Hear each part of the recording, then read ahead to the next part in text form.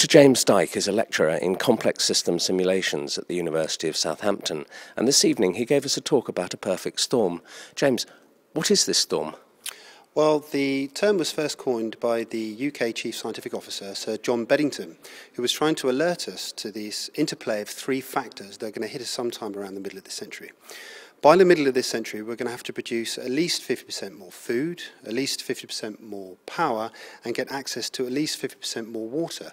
That's because there's going to be more of us, there's going to be most probably over 8 billion people alive on planet Earth, and we're also going to be feeling the effects of climate change. So somehow we're going to have to work the Earth system harder in the face of climate change and all the destabilising factors that that will bring, and achieve all these other kind of challenges.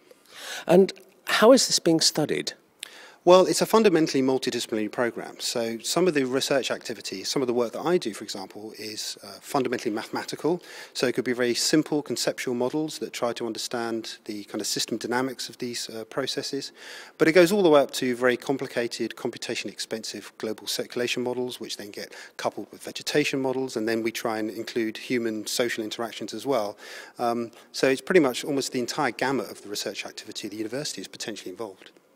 And how do we get a proper conversation about all this going in society? Well, we don't want to scare people off, and we don't want to demotivate people. So as well as stressing all the kind of contributions that we make to the problem, we need to continually stress all the kind of contributions that we as individuals can make to the answers. So that's pretty much everything in our behaviour. So the things that we buy, the kind of activities that we undertake for our leisure, and importantly, the kind of political representation that we seek. You know, your constituency MP should know that these issues are important to you, and that's determining in part how you vote. And it's by this kind of collective, via individual actions, that we may actually be able to make something of a difference. James, thank you. Pleasure.